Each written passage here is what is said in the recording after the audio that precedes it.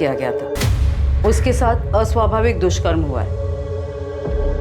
अस्वाभाविक दुष्कर्म? Yes.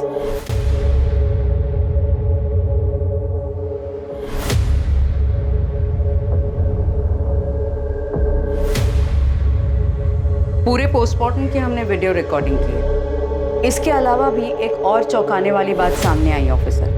Victim की अर्चना, कावेरी तुम्हारी जिम्मेदारी है। पता करो कि उसने अपना स्टेटमेंट क्यों बदला, और वो एनजीओ वाली देविका चौधरी, उसका क्या रोल है नई स्टेटमेंट के पीछे। और ललित, तुम स्कूल जाके पता करो, देखो महेश, प्रिंसिपल और बाकी का स्टाफ और क्या जानते हैं। मैं कालू से बात करता हूँ। एक और इम्पोर्टेंट चीज़ है, अजीब बात है कि वो इस केस फाइल में नहीं है। क्या मिसिंग है? डिटेल पोस्टमार्टम रिपोर्ट अब तक फाइल नहीं हुई है। नहीं हुई है? नहीं, हमसे छूटी नहीं है। डिटेल्ड रिपोर्ट अभी तक हमें मिली नहीं है, तो हम उसे अटैच कैसे कर दें?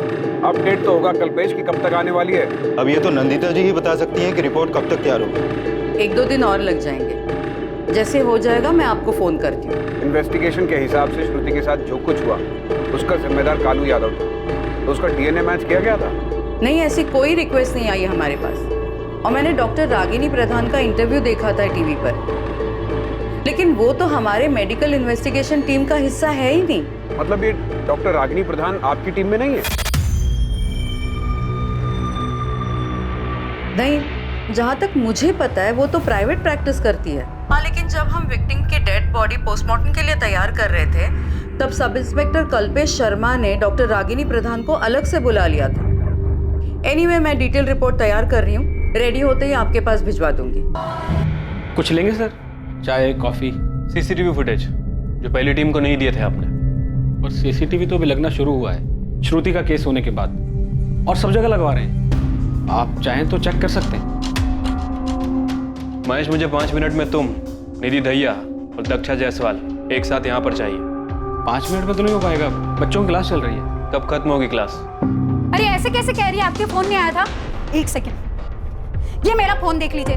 इसमें आपको वो नंबर मिल जाएगा जिससे फोन आया था। बताया गया था कि मेरी बेटी के साथ जो है उसमें किशन भंडारी का ही हाथ है। इसकी कोई ज़रूरत नहीं है, ये नंबर हमारे पास भी है। फ़ोन पीसीओ से आया था और इसी पीसीओ से हमें भी एक कॉल आया था।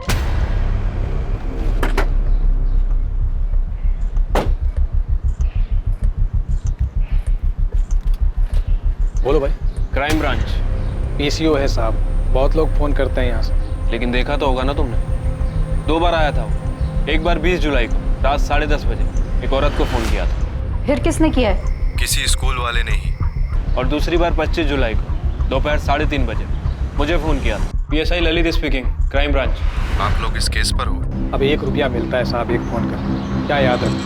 तो याद होता तो बता देता। देख, कोशिश कर उस आदमी को याद करने के लिए। बहुत ही काम का आदमी है वो हमारे लिए। आप मुझे थोड़ा वक्त दीजिए, मैं कोशिश करता हूँ। अगर 2 बार आया है तो हो सकता है मोहल्ले का ही हो।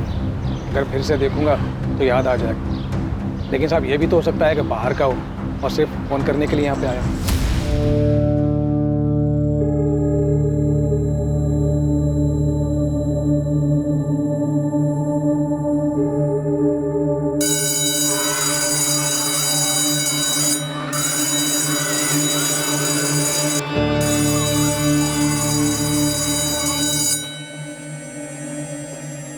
तूने अपने बयान में लिखा है कि जिस दिन श्रुति अकेली निशा के बिना घर पर आई और तेरी बीवी प्रमिला भी घर पर नहीं थी, उस दिन तूने श्रुति के साथ बहक गया था मैं साहब। श्रुति तो बहुत सुंदर दिखती है। बच्ची को अकेला देखकर संभाल नहीं पाया अपने आप को। ऐसा नहीं करना चाहता था, लेकिन हो गया। गलत किया श्रुति के साथ।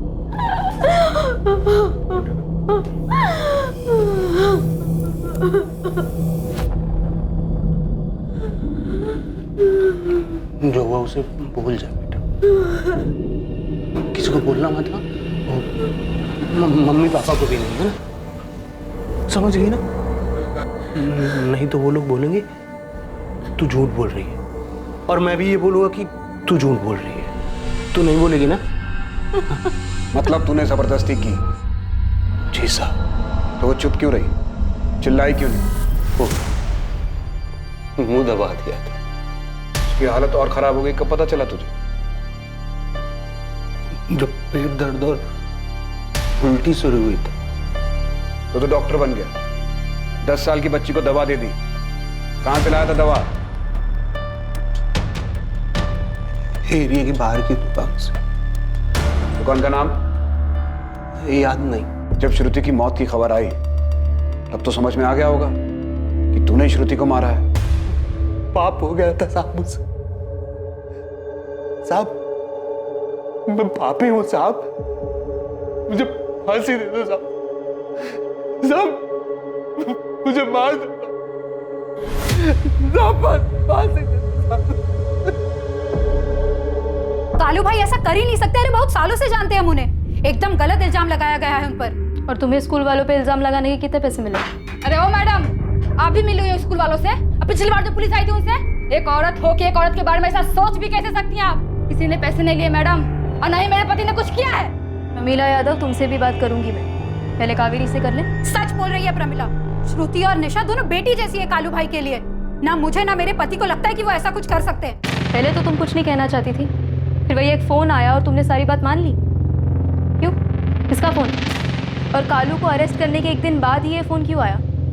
हाँ, अगर कोई शुभचिंतक ही था तो पहले क्यों नहीं बताया उसने? मुझे पहले भी लगता था कि कालू भाई श्रुति के साथ ऐसा कुछ नहीं कर सकते, उनका हाथ नहीं है इसमें। अरे जिसकी बेटी मरी उसकी बात तो आप लोग सुन ही नहीं रहे हैं। 13 तारीख की रात को हम सब साथ खाना खा रहे थे, सब ठीक था, हंसी मजाक चल रहा था।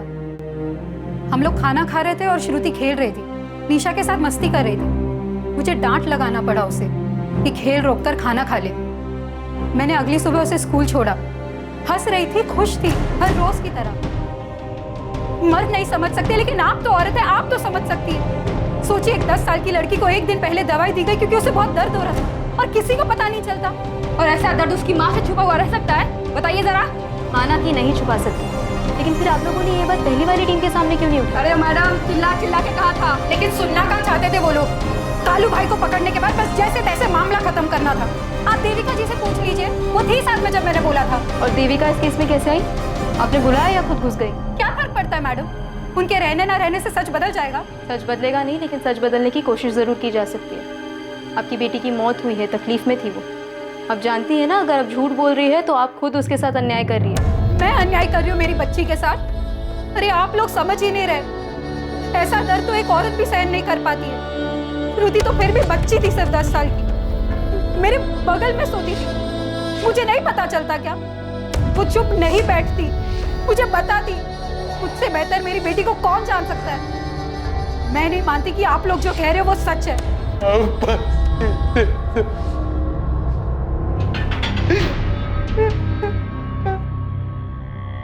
कालू तू सच बोल रहा है? लड़की चिल्लाई नहीं, किसी से कुछ नहीं कहा, सच कह रहा है ना? हाँ साहब, मैं गुनहगार हूँ साहब, हूँ मैं साहब, मुझे मार दो साहब, मुझे फांसी चढ़ा दो साहब, मैंने कर दो साहब। कोई तो सच छुपा रहा है सर, कुछ बड़ा झोले आ। या तो कावेरी और प्रमिला दोनों भर भर के झूठ बोल रहे हैं, या तो फिर कालू को अपनी बलि देने का शौक चढ़ा है। ऐसा कैसे हो सकता है? दोनों पार्टी के बयान अलग हैं। मतलब साफ है कि दोनों में से कोई तो झूठ बोल रहा है। सर, ये दो बाहुबलियों की वर्चस्व की लड़ाई है, कोई आपसी रंजिश हुई होगी इनकी। अब इससे उनको तो कोई फर्क नहीं पड़ेगा, पर बेचारे ये गरीब लोग जरूर पिस जाएंगे इस पैसों के खेल में। त्यागी सर ने ठीक ही कहा था कि बच्चे की लाश पर रंगमंच सजा रखा है इन लोगों ने। कोशिश बेकार है तुम्हारी जगदीश। मैं जानता हूँ देविका चौधरी तुम्हारे कहने पे मेरी बदनामी कर रही है। लड़की की जान चली गई और तुम्हें अपने नाम की पड़ी है भंडारी। उस लड़की के साथ जो दुष्कर्म हुआ है उसका परिणाम तो भुगतना ही होगा। कानून को अपना काम करने दो। कब तक बचाओगे कानून से? जगदीश, ये कानून की पट्टी किसी नौसिखियों को पढ़ाना। मदन लाल भंडारी नाम है मेरा। लाख कोशिश कर लो, मेरा बाल विवाह नहीं कर पाओगे। और इसे चेतावनी समझो या धमकी, अगर तुम नहीं रुके तो मैं शुरू हो जाऊंगा। फिलहाल तो मेरी सलाह मानो भंडारी, और अपने स्कूल को बचाओ। इन क्राइम ब्रांच वालों के हाथ कुछ लग गया ना तो ताला लगा देंगे, तुम्हारे स्कूल पर भी और तुम्हारे बेटे की आजादी पर भी। क्यों अस्पताल नहीं गए श्रुति के साथ? मतलब क्या कहना क्या चाहते हैं आप? अरे हमें तो जैसे पता चला तुरंत हम उसकी मदद में लग गए थे। तो फिर ये मदद आप लोगों ने आगे तक क्यों नहीं की? हाँ, क्यों सिर्फ 2 मेड के सहारे उस दर्द में कराती हुई बच्ची को छोड़ दिया आपने?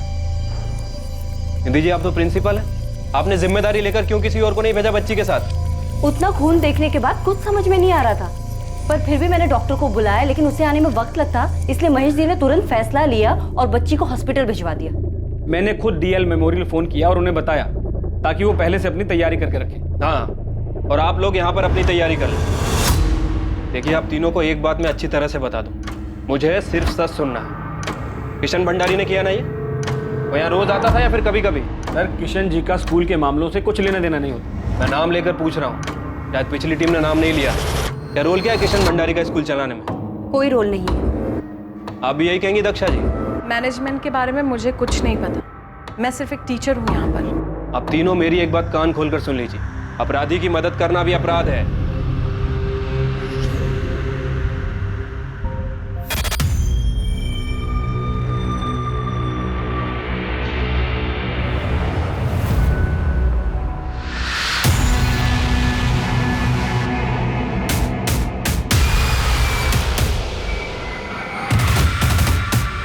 ये झमेला तुम ही देखो महेश, मैं रेजिग्नेशन दे रही हूँ। सोच लीजिए मैडम, ये दो बाहुबलियों की आपस की लड़ाई है और बेवजह स्कूल को बदनाम किया जा रहा है। आरोपी तो जेल के अंदर है।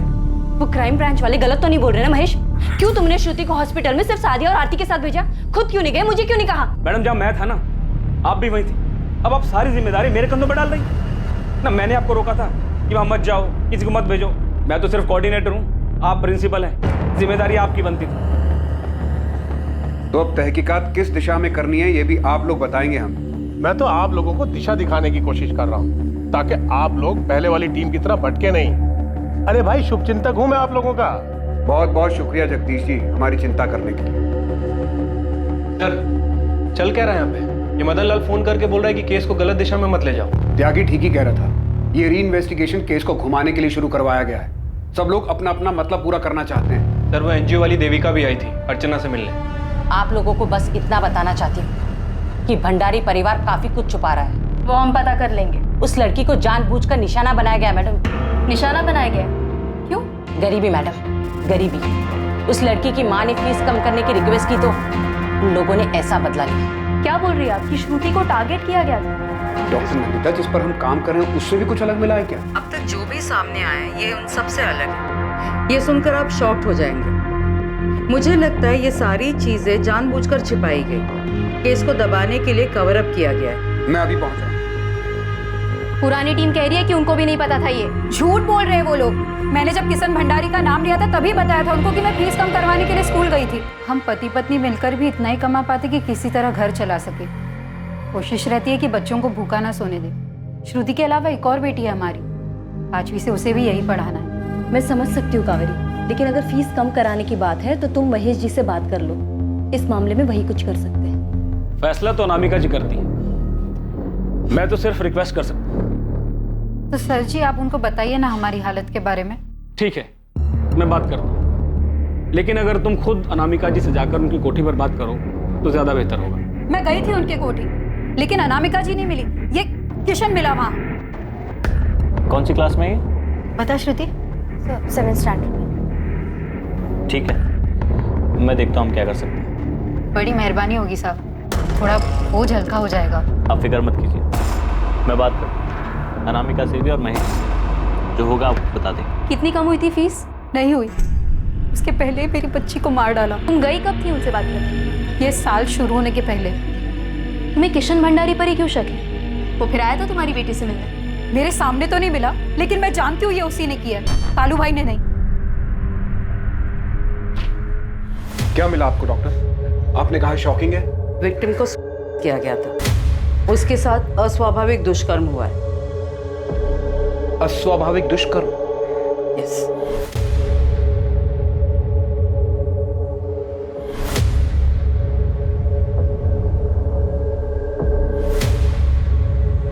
पूरे पोस्टमार्टम की हमने वीडियो रिकॉर्डिंग की है। इसके अलावा भी एक और चौंकाने वाली बात सामने आई ऑफिसर।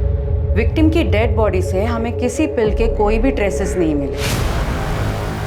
उसके साथ बहुत बुरी तरह से अस्वाभाविक दुष्कर्म हुआ है, जिसकी वजह से बहुत खून बहा और डेथ हुई। तो फिर ये प्रेगनेंसी वाली बात कहाँ से आ गई? मैं भी हैरान हूँ कि ये अफवाह सामने कैसे आई, जबकि श्रुति के साथ जो कुछ भी हुआ वो अननेचुरल थी, वो फिजिकली इमेच्योर थी। फिजिकली इमेच्योर मतलब आप ये बोल रही हैं कि वो पेट से हो ही नहीं सकती? किसी भी हाल में हो नहीं सकती। मुझे ये समझ में नहीं आ रहा कि डॉक्टर रागिनी प्रधान इस नतीजे पर कैसे पहुंची और उन्होंने इन स्पिल्स का जिक्र कैसे किया। जब मैं पोस्टमार्टम कर रही थी तो मुझे समझ में आ रहा था कि कुछ ना कुछ तो गड़बड़ है। हमने विसेरा और डीएनए प्रिजर्व किया है और अब मैं श्योरिटी के साथ कह सकती हूँ कि विक्टिम प्रेग्नेंट हो ही नहीं सकती।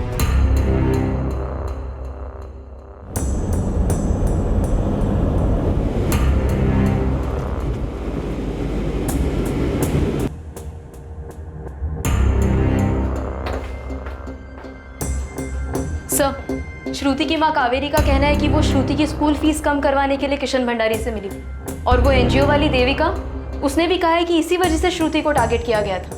सर, मैंने एफएसएल ऑफिसर आशीष त्रिवेदी से बात की है। सर, आशीष ने श्रुति प्रेग्नेंट थी ही नहीं। सर, उसकी पोस्टमार्टम रिपोर्ट में सामने आया है कि उसके साथ अस्वाभाविक दुष्कर्म किया गया था, इसीलिए उसे ब्लीडिंग हुई और वो फिजिकल इनमैच्योर था, इसलिए वो प्रेग्नेंट तो हो ही नहीं सकती थी। लेकिन सर, ये थ्योरी इन्वेस्टिगेशन में कहाँ से आई? अगर ये बात सच है तो फिर अभी तक हम लोग किस पर काम कर रहे थे? सर, अगर ब्लीडिंग अस्वाभाविक दुष्कर्म की वजह से हुई थी तो शायद उसके साथ जो हुआ था वो स्कूल में ही हुआ होगा, और वो भी ब्लीडिंग शुरू होने से थोड़ी देर पहले। बहुत से लोग शामिल हैं इसमें, सबने मिलकर खेला है नाटक। सबसे पहले तो डॉक्टर रागिनी प्रधान से मिलना पड़ेगा और उस एफएसएल ऑफिसर से भी। कैसे मिले उन्हें टॉयलेट में अंश? कैसे पहुंचे इस थ्योरी पे जो पॉसिबल ही नहीं है? 4 बजे आते। आप ऐसे अंदर कैसे आ गए? Crime branch. देखिए ऑफिसर, अभी मेरा पेशेंट देखने का आपने टाइम। 10 साल की बच्ची को प्रेग्नेंट कैसे बताया? क्या बेस था आपके पास? एक्सक्यूज मी ऑफिसर, वहां मुझे पुलिस ने बुलाया था। मैंने वहां बाथरूम में ब्लड के साथ मांस का अंश पड़ा हुआ देखा था। उससे मुझे जो समझ में आया बता दिया। आप वो रिपोर्ट दिखाइए जो आपने सबमिट की थी। रिपोर्ट? कौन सी रिपोर्ट? मैंने कोई रिपोर्ट नहीं दी। मैंने पुलिस से सिर्फ इतना कहा था कि इस बात की संभावना है उस बच्ची को पिल्स दिए गए थे, जिसकी वजह से मांस का टुकड़ा बाहर आ गया था। आपने इतने सेंसिटिव केस में संभावनाओं पे थ्योरी खड़ी कर दी। इसका दोष आप मुझे मत दीजिए ऑफिसर। मैंने सिर्फ पहली नजर में दिखने वाली बात कही थी, ये नहीं कहा था कि ऐसा ही हुआ होगा। हाँ, बल्कि ये जरूर कहा था कि वो लोग पोस्टमार्टम की रिपोर्ट ही मानेंगे, वही काम आएगी। देखिए ऑफिसर, मुझे वहां पुलिस ने बुलाया था और मेरे एक्सपीरियंस से जो मुझे समझ में आया वो मैंने बता दिया।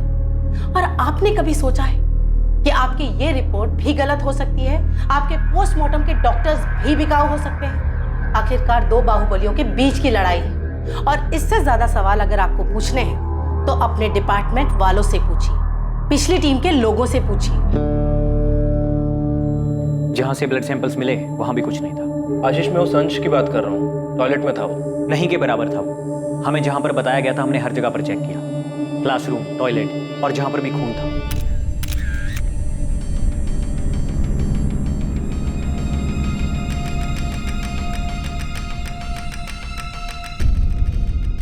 मैं जानता हूं कि तुम उस अंश के बारे में बात कर रहे हो जो टॉयलेट से मिला था, लेकिन मुझे लगता है वैसा है नहीं जैसा बोला जा रहा था।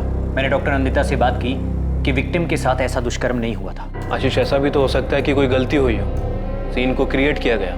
ये मैं नहीं बता सकता।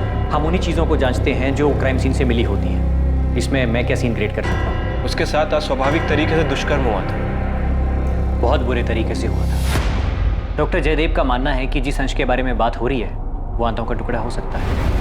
हाथों का टुकड़ा?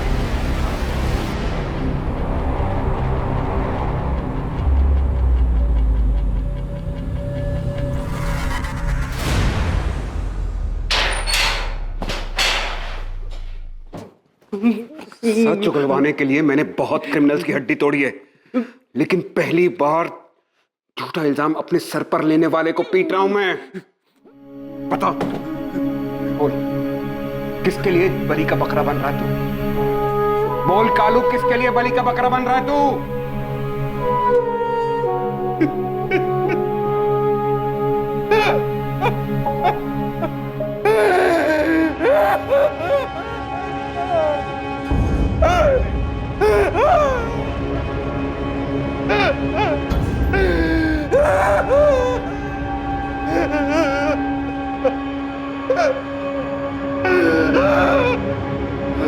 पानी पी।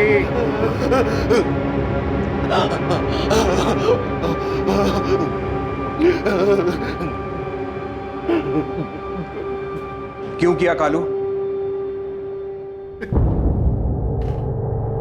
किसके लिए? किसके लिए साहब? किसके लिए?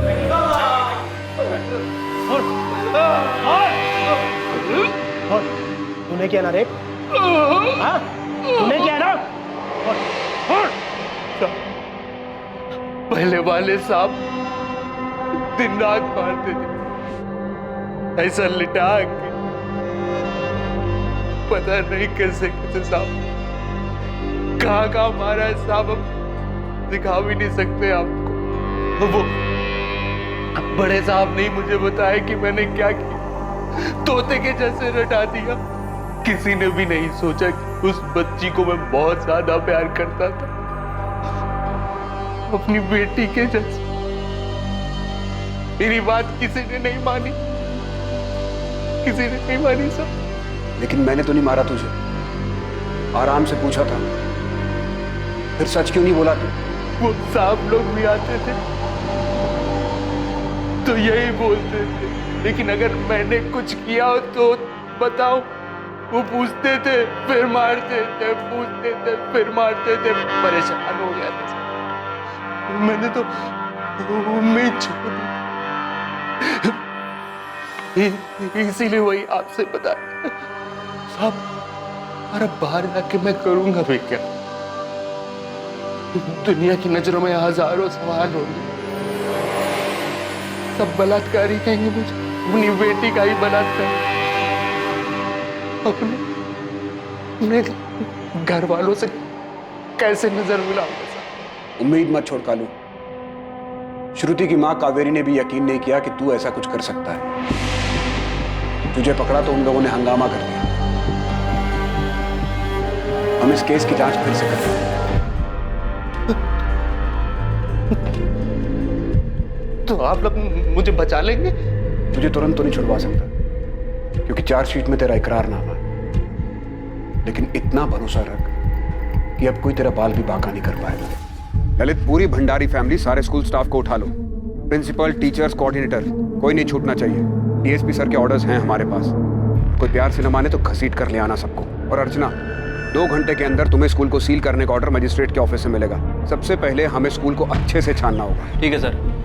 सर, श्रुति के बगल में बैठने वाली लड़की प्रिया, उसे बुला लूं? सर, उसी ने हमें बताया था कि श्रुति क्लास से बाहर गई थी। पेरेंट्स के साथ बुलाओ उसको, बात करते हैं, देखते हैं क्या बताया था उसने पहली टीम।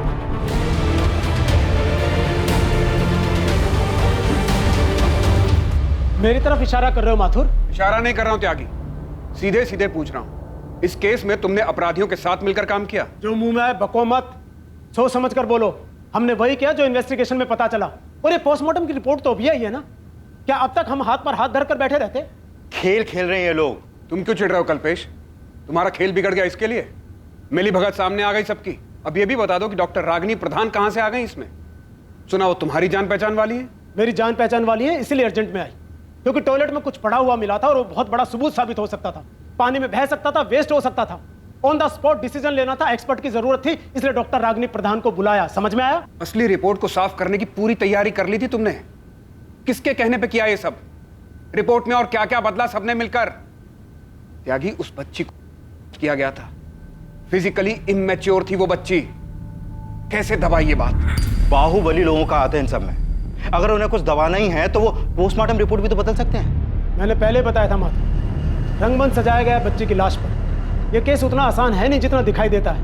आग का कुआं है, जितनी गहराई में उतरोगे उतने जलोगे। बचोगे तो तुम भी नहीं त्यागी, क्योंकि तुम भी इसी रंगमंच का हिस्सा हो। सच्चाई को तो मैं खोद निकालूंगा, चाहे तुमने उसे कितने गहरे में क्यों ना दबा के रखा हो। और एक रिपोर्ट और बनेगी कि कैसे वर्दी पहन के तुम लोग अपराधियों के साथ जाकर मिल गए। ठीक है, हमने अपना काम किया, तुम अपना काम करो। लेकिन एक बात याद रखना, हम और तुम उन लोगों में से नहीं है।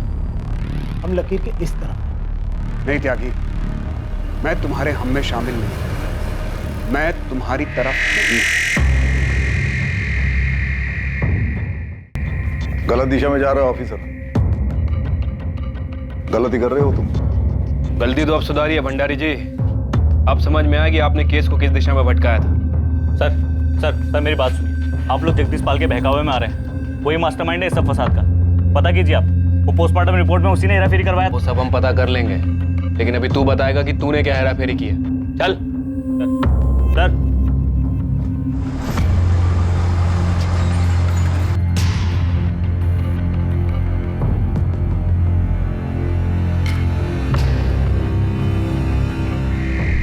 बच्ची की मौत का इस्तेमाल कर रहे हैं लोग। कावेरी जी, आप सही थी, बहुत बुरा हुआ है आपकी बच्ची के साथ, लेकिन वो नहीं हुआ जो हमें बताया गया है। मतलब कालू भाई ने कुछ नहीं किया ना?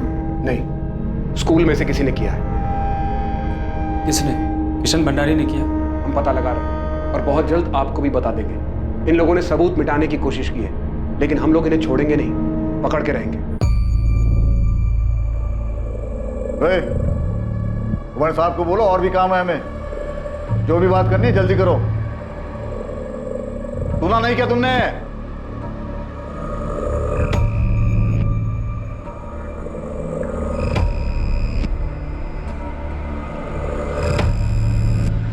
प्रिया, क्या देखा था आपने? श्रुति दक्षा मिस की क्लास के पहले बाहर गई थी। कहाँ गई थी बेटा? पता नहीं अंकल, मैं क्लास में थी, लेकिन मुझे लगा उसको किसी ने बुलाया था। मैंने ये बात पहले भी बताई थी। आपने ये बात पहले बताई थी? वो जो दूसरे पुलिस वाले अंकल है ना, उनको। श्रुति को किसने बुलाया था ये देखा तुमने?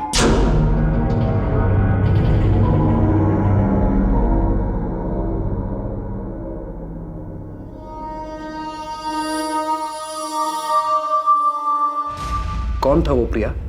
किसने बुलाया था? किशन भंडारी था? तुम किशन भंडारी को जानती हो ना?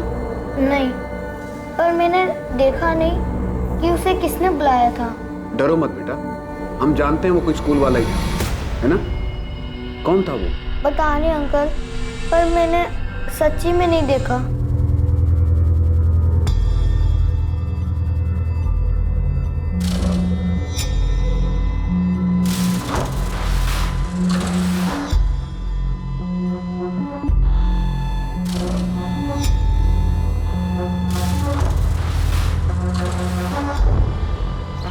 से बाहर आई।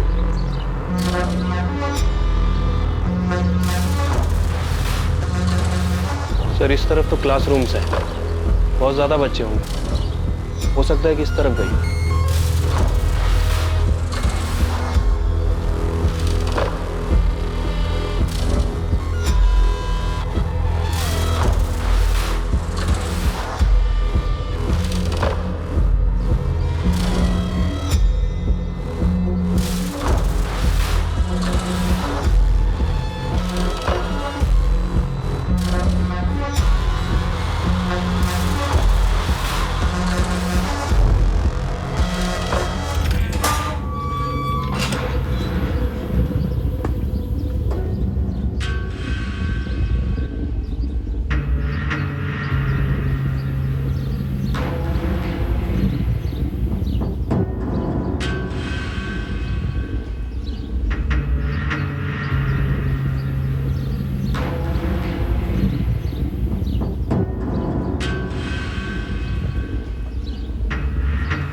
ये क्या है? साहब, स्टोर रूम। ताला क्यों लगा स्टोर रूम? साहब, चाबी हमारे पास नहीं। जल्दी लेकर आओ। ललित, स्कूल में कुछ हुआ और किसी को पता ही ना चले, ऐसा तो नहीं हो सकता। तो बच्चों को पता नहीं चला, एक बात समझ में आती है, यहाँ स्कूल में हर आदमी बच्चा बनने की कोशिश कर रहा है। तो मुझे लगता है कि स्कूल में जो भी हुआ है, ये प्रिंसिपल और ये महेश हमसे मिलकर छुपा रहे हैं। 14 जुलाई को लगभग 10:20 पे श्रुति क्लास से बाहर गई और लगभग 11:05 तक वापस आ गई। किसने बुलाया था उसे? किशन भंडारी ने या आप में से किसी एक ने निधि जी? मैडम, हम कुछ नहीं जानते। किशन जी का स्कूल के मामलों से कुछ लेना देना नहीं, तो वो स्कूल क्यों आएंगे? तुमसे पूछा मैंने, तुम्हारी शक्ल से ही झूठ टपक रहा है, तुम चुप रहो। निधि जी आप बताइए, क्या वो किशन था? मुझे नहीं पता, मैं अपने ऑफिस में थी, अगर वो आया भी होगा तो मुझसे नहीं मिला। आपसे मिला नहीं है? आप अपनी नौकरी बचाने के लिए उसे बचा रही है? अरे नहीं चाहिए ऐसी नौकरी, वैसे मैं ये नौकरी छोड़ रही थी, परेशान हो गई जवाब देते देते। बच्ची की जान चली गई, आपके स्कूल में सोडोमाइज किया गया उसे और आप परेशान हो रही है जवाब देते देते। क्यों? क्योंकि आपसे स्कूल मालिक के फैमिली के बारे में पूछा जा रहा है? क्योंकि मुझे सच में नहीं पता, लेकिन शायद इस महेश को पता है, कुछ छुपा रहा है। मैंने इससे पहले भी कहा कि अगर कुछ भी पता है तो बता दे, लेकिन कुछ बता ही नहीं रहा है। मुझे समझ नहीं आ रहा कि मुझे क्यों घसीटा जा रहा है इस सब में। अरे जो कुछ हुआ ही नहीं तो कैसे बोल दूं? मैडम, उस दिन किशन जी स्कूल आए ही नहीं थे। किशन नहीं तो कौन था? क्या वो तुम थे? तुमने बुलाया था श्रुति को क्लास से? अरे कैसी बातें कर रही हैं आप? मैं उस छोटी बच्ची के साथ ये सब करूंगा? उसके पड़ोसी कालू का काम है ये, और पहले वाली पुलिस उसे पकड़ भी चुकी है। पता नहीं अब आप लोग उसे बचाने की कोशिश क्यों कर रहे हैं।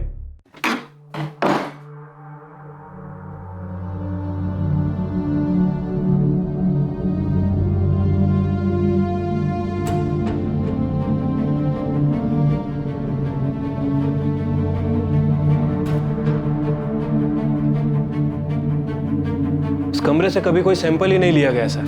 शायद इसीलिए फॉरेंसिक रिपोर्ट में इस कमरे का कोई जिक्र ही नहीं है। इस कमरे पर किसी का ध्यान ना जाए इस बात की पूरी कोशिश की गई होगी। इस कमरे की आखिरी बार सफाई कब हुई थी? 14 जुलाई को, लड़की को हॉस्पिटल भेजने के बाद। साहब मुझे कुछ नहीं पता, मैंने इस कमरे को नहीं साफ किया है। तो फिर किसने की थी? पता नहीं साहब, यहाँ ताला लगा हुआ था। जो अब तेरी जबान पे लगा है। देख हरी, हम जानते तुझे सब पता है। उस बच्ची को इसी कमरे में लाया गया था ना? मैं सच बोल रहा हूँ साहब, मुझे कुछ नहीं पता है, मेरा यकीन कीजिए साहब।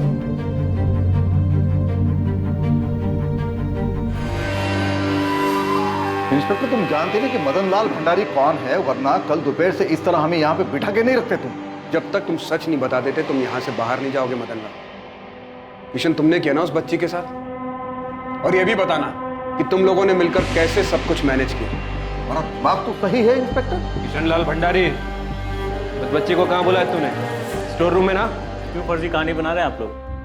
हाँ, मेरे पापा का नाम खराब करने के लिए, मुझे फंसाने के लिए?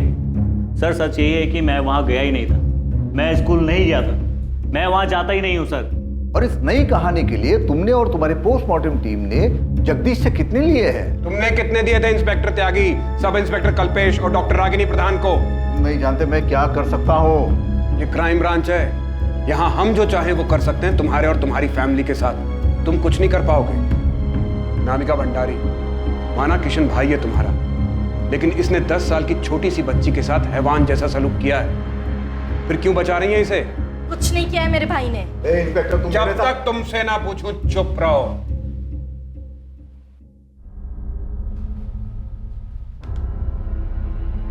अनामिका, 14 जुलाई को महेश ने 11:10 के बाद तुम्हें 6 कॉल किए, 2-2 मिनट के, और महेश ने 2 कॉल तुम्हें किए मदन लाल।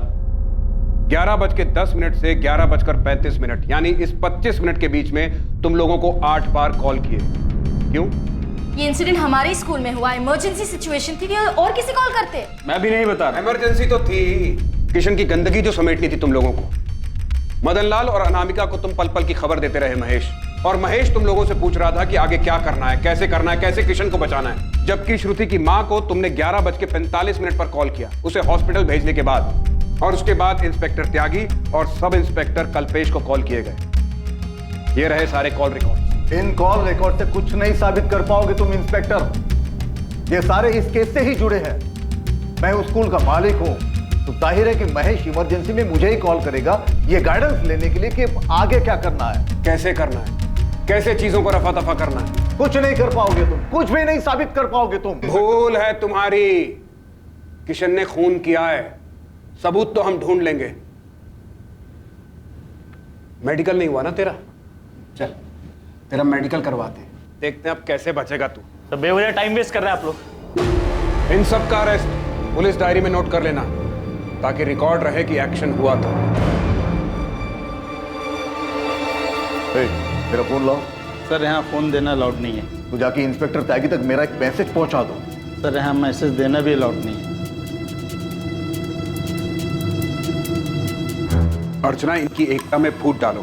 मुझे लगता है इनमें कमजोर कड़ी महेश है, वो सब जानता है और टूट भी सकता है। उससे कहो कि सब सच बता देगा तो बच जाएगा। जी सर, लेकिन क्या आपको लगता है कि हमारी मेडिकल काम आएगी? सिर्फ मेडिकल से काम नहीं चलेगा, इन्वेस्टिगेशन में बहुत गड़बड़ है, हमें कुछ स्ट्रॉन्ग गवाह चाहिए। इससे काम नहीं बनेगा।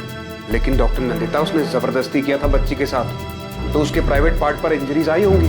बिल्कुल आई होगी, पर आज की तारीख देख रहे हैं आप? इंसिडेंट 14 जुलाई को हुआ था, अच्छा खासा टाइम बीत चुका है। गलती तो हुई, पहली वाली टीम ने पब्लिक प्रेशर में आके उसे कस्टडी में तो लिया, लेकिन किशन का मेडिकल नहीं कराया, वरना सच कब का सामने आ जाता। श्रुति की बॉडी से आप लोगों को कोई डीएनए, कोई सेमेन कुछ मिला? कैसे मिलता माथुर, बहुत खून बह चुका था, और ऊपर से वो 2 मेड्स, उन्होंने सफाई में कोई कसर नहीं छोड़ी थी। अब हमें भी कोई कसर नहीं छोड़नी चाहिए। ये लोग इतनी आसानी से मुंह खोलने वाले नहीं है। खेल खेला इन्होंने, हम भी खेल खेलेंगे। वो महेश ही, अर्चना, हमें जो चाहिए वो महेश ही दे सकता है। महेश को ऑफर दो कि सरकारी गवाह बन जाए, उस सब कुछ बता दे तो बच जाएगा। सिर्फ यही एक तरीका है। हमें किशन को पकड़ने के लिए कुछ स्ट्रॉन्ग सबूत चाहिए। केस में हुई गड़बड़ असली मुजरिम को बाहर जाने का रास्ता देने के लिए की गई लग रही थी। लगातार इंटेरोगेशन के बाद भी संदिग्धों की चुप्पी असली आरोपी और पुलिस के बीच दीवार बनकर खड़ी थी। महेश चतुर्वेदी, जो शायद इकलौता ऐसा इंसान था जिसे इस अपराध के बारे में सारी जानकारी है, वो अपनी जुबान से टस से मस नहीं हो रहा था और किसी भी हालत में कुछ भी बताने के लिए तैयार नहीं था। किशन भंडारी के मेडिकल से भी कुछ मिलने की आस बहुत कम थी। मैंने कहा था इससे काम नहीं बनेगा। आप लोगों ने बहुत देर कर दी। किया तो उसी ने है। जमकर कूटेंगे तो मान भी लेगा। तो कोर्ट में पलट जाएगा, तब क्या करेंगे आप? स्टोर रूम का क्या हुआ?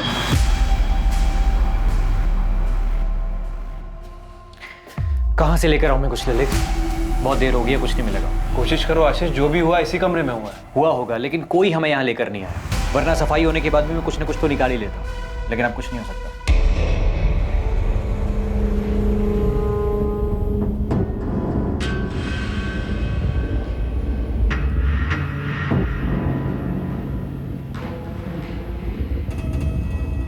नहीं किया तू, कुछ नहीं होने दूंगा तुम्हें। बस 1-2 दिन रुक जा, बेल हो जाएगी हमारी।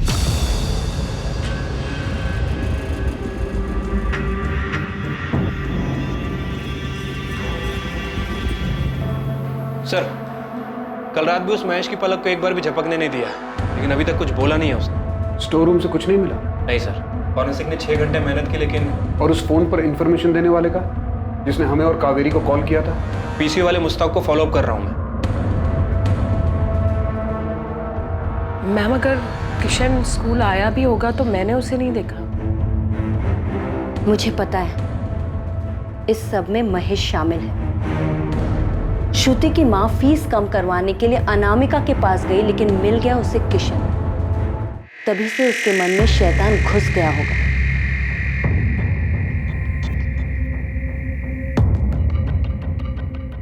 हमने भले ही उसे नहीं देखा, लेकिन किशन स्कूल जरूर आया होगा। क्राइम ब्रांच वाले बोल रहे हैं कि जो कुछ भी हुआ है वो स्कूल के स्टोर रूम में हुआ है।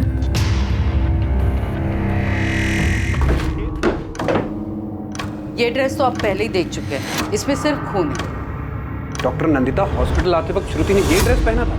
हाँ, इसी में आई थी वो। कैसे? क्योंकि क्राइम के वक्त तो उसने कुछ और पहना था। नहीं, ये कपड़े नहीं थे। ये ड्रेस लाने के पैसे तो मैंने दिए थे, लेकिन श्रुति ने स्कूल यूनिफॉर्म पहना था।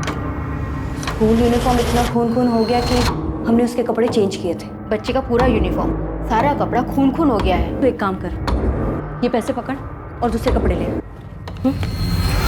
तो फिर स्कूल यूनिफॉर्म कहाँ है? मुझे नहीं पता सर। क्या बोल रहे हो कल्पेश? दिया ही नहीं? हाँ सर, यूनिफॉर्म दिया ही नहीं था हमें। दिया नहीं था, डिस्ट्रॉय कर दिया त्यागी। लिमिट में रहो माथुर, ज्यादा हो रहा है। अगर ऐसा हुआ ना त्यागी, तो मैं भूल जाऊंगा कौन वर्दी वाला और कौन नहीं। सबूत मिटाने का चार्ज सब पर लगेगा। हमें यूनिफॉर्म कभी मिली ही नहीं, और अगर यूनिफॉर्म डिस्ट्रॉय हुई भी है ना तो महेश ने की होगी, जाकर उससे बात करो। हमने अपना काम ठीक से किया, हम पे कीचड़ मत उछालो। महेश, श्रुति की स्कूल यूनिफॉर्म कहाँ है? School uniform? मुझे नहीं पता। देख महेश, अब तक जितना तोड़ा है ना, वो सिर्फ ट्रेलर था, समझा? यूनिफॉर्म सच में कहा मुझे नहीं पता। अफरा तफरी का माहौल था, कहाँ गया मुझे क्या पता। सर, यूनिफॉर्म मिल सकता है।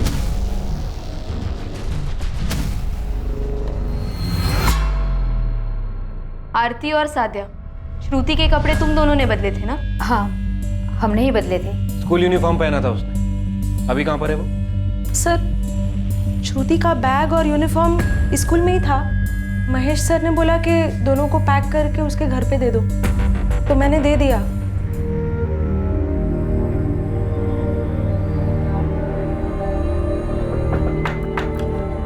कावेरी बहन, ये श्रुति का बैग, कपड़े भी है इसमें।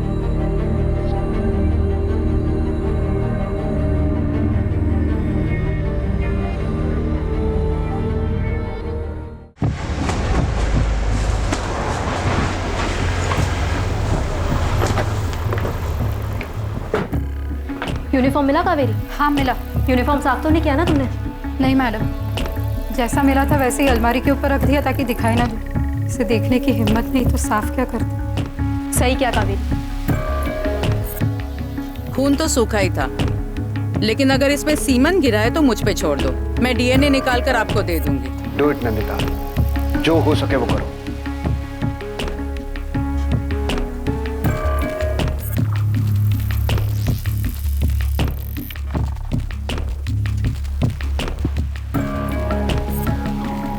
बड़ी भूल हो गई किशन जी, बस उम्मीद करो कि उन्हें यूनिफॉर्म पे कुछ ना मिले।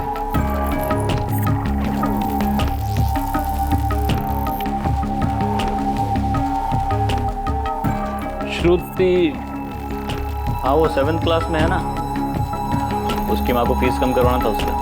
हाँ जानता हूँ। हाँ तो लेके आ, मैं बात करता हूँ। ठीक है, बुलाता हूँ। हाँ पैसे नहीं, स्टोर रूम में लेके आ।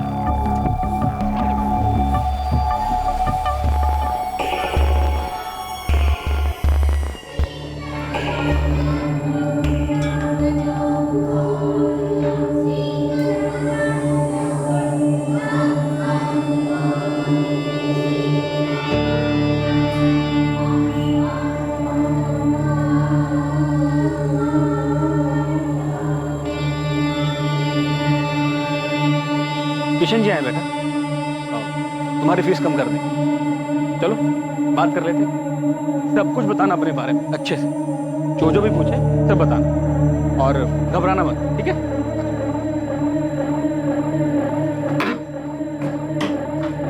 चलो। Good morning sir.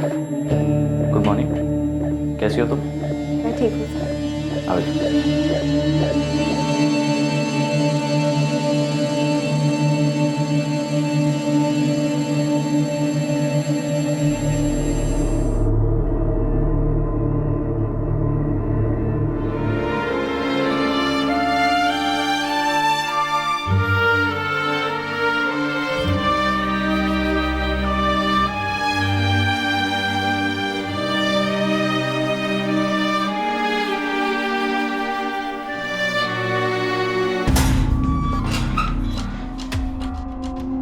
चल तेरा टाइम पूरा हो गया, उठ। अरे उठ, चल।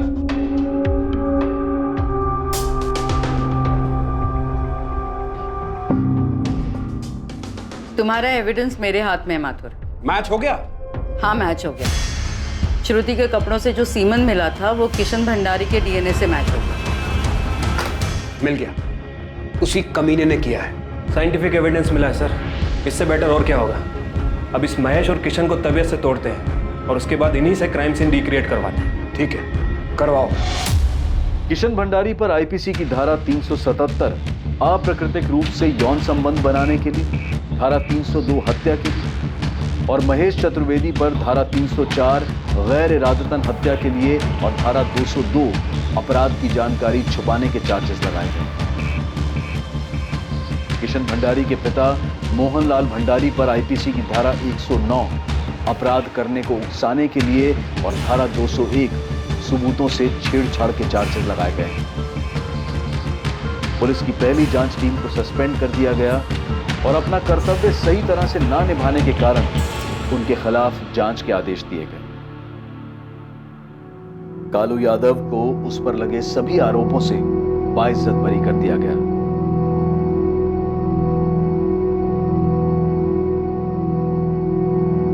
कावेरी अपनी बेटी को न्याय दिलाने के लिए लड़ी और आखिरकार उन रसूखदार और ताकतवर लोगों तक पहुंची जिन लोगों ने जुर्म से भागने के लिए बहुत कुछ किया था। कोई खबर? नहीं सर, पीसीओ वाले के पीछे लगा हूं, लेकिन जिस कॉलर ने किशन भंडारी का नाम आगे किया था उसके बारे में कुछ पता नहीं चल रहा है। कोई नहीं, केस को सही बंदे की तरफ घुमाने में बड़ी हेल्प की है उसने। नहीं भी पता चले तो ठीक है। सर वैसे मुझे लगता है कि कोई स्कूल से ही होगा, शायद उसकी इंसानियत जाग गई होगी और उसने हमें फोन कर दिया।